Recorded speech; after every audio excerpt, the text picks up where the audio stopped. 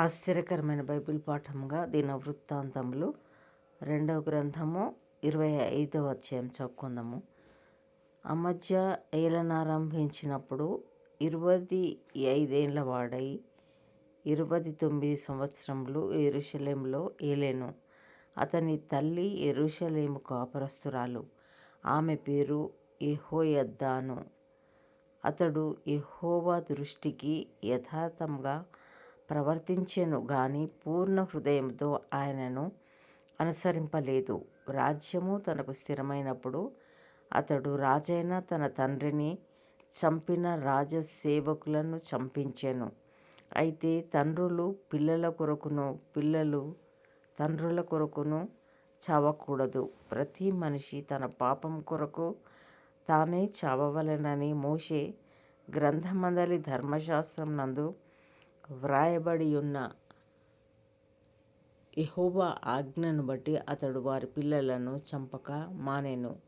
అమజ్యా యూదా వారినందరినీ సమకూర్చి యూదా దేశమంతటను బెన్యామీనీల దేశమంతటను వారి వారి పితరుల ఇండ్లను బట్టి సహస్రాధిపతులను శతాధిపతులను నియమించెను. అతడు 20 సంవత్సరములు మొదలుకొని అంతకు పై ప్రాయం గల వారిని లెక్కింపగా ఈటెను డాళ్లను పట్టుకొని యుద్ధమునకు పోదగినట్టి యోధులు 3,00,000 మంది కనబడిరి. మరియు అతడు ఇశ్రాయేలు వారిలో నుండి 1,00,000 మంది పరాక్రమశాలులను 200 మణుగుల వెండికి కుదుర్చెను. దైవజనుడైన ఒకడు అతని యొద్దకు వచ్చి, రాజా, ఇశ్రాయేలు వారి సైన్యమును నీతో కూడా తీసుకొని పోవద్దు. యెహోవా ఇశ్రాయేలు వారగు ఎఫ్రాయిమీయులలో ఎవరికిని తోడుగా ఉండడు.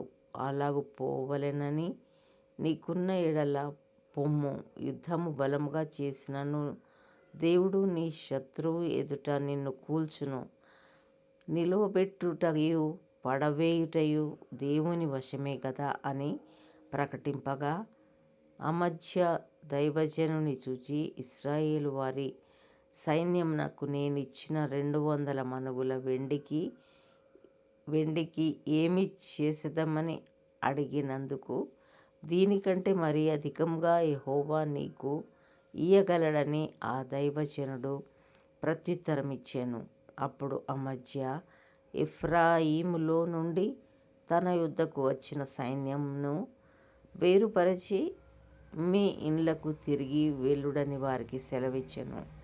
అందుకు వారి కోపము యూదా వారి మీద బహుగా రగులుకొనెను. వారు ఉగ్రులై తమ ఇండ్లకు తిరిగిపోయిరి. అంతటా అమజ్యా ధైర్యం తెచ్చుకొని తన జనులతో కూడా బయలుదేరి ఉప్పు పల్లపు స్థలమునకు పోయి షేయూరు వారిలో 10,000 మందిని హతము చేసెను. ప్రాణముతోనున్న మరి 10,000 మందిని యూదావారు చెరపట్టుకొని వారిని ఒక పేటు మీదికి తీసుకొని పోయి ఆ పేటు మీద నుండి వారిని పడవేయగా వారు తుత్తునియలైపోయిరి. అయితే తనతో కూడా యుద్ధమునకు రావద్దని అమజ్యా తిరిగి పంపివేసిన సైనికులు షోమ్రోను మొదలుకొని బేత్ హోరోను వరకు ఉన్న యూదా పట్టణముల మీద పడి వారిలో 3,000 మందిని హతము చేసి విస్తారమైన కొల్ల సొమ్ము పట్టుకొని పోయిరి.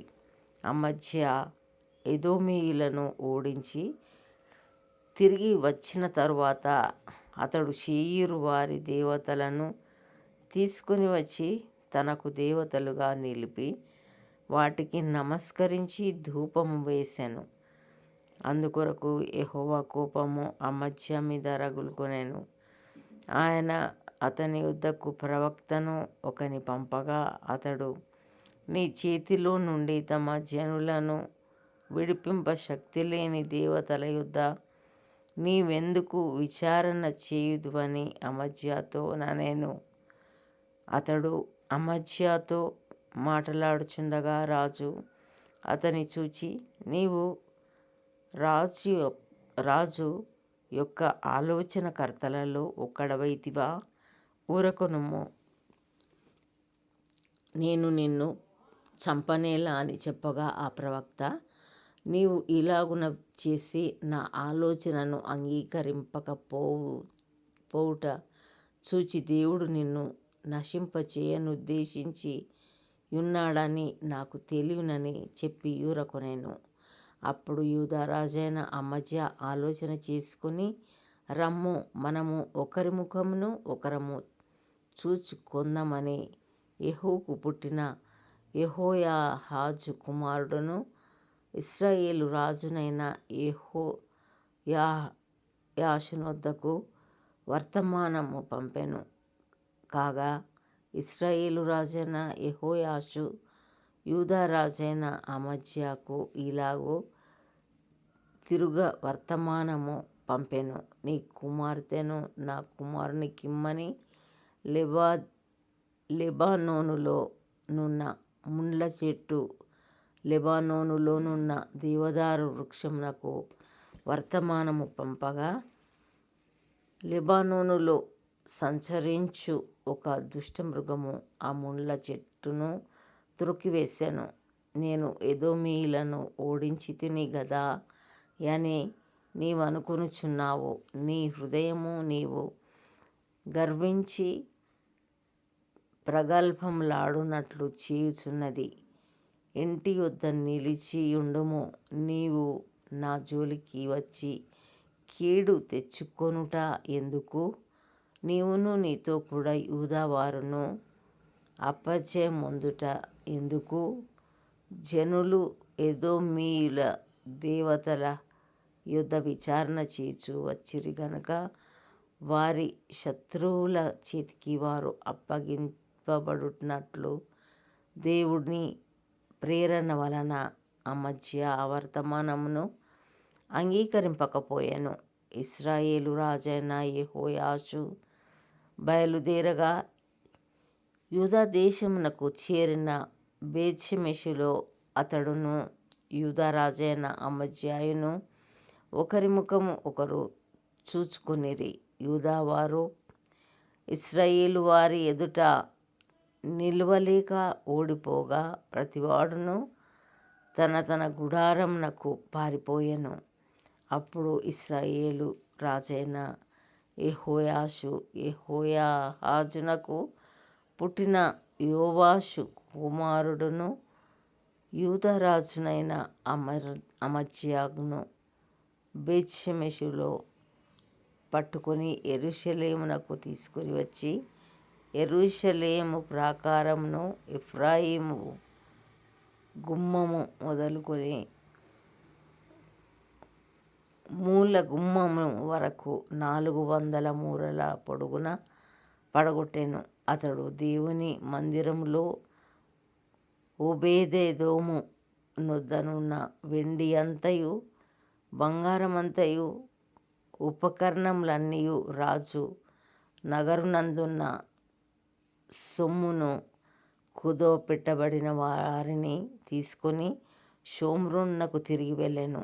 ఇశ్రాయేలు రాజును యెహోయాహాజు కుమారుడునైన యెహోయాషు మరణమైన తరువాత యూదా రాజును యోవాషు కుమారుడునైన అమజ్య 15 సంవత్సరములు బ్రతికెను. అమజ్య చేసిన ఇతర కార్యములు యూదా ఇశ్రాయేలు రాజుల గ్రంథమందు వ్రాయబడి ఉన్నది. అమజ్య యెహోవాను అనుసరించుట మానివేసిన తరువాత జనులు యెరూషలేములో అతని మీద కుట్ర చేయగా అతడు లాకీషునకు పారిపోయెను. అయితే వారు అతని వెనుక లాకీషునకు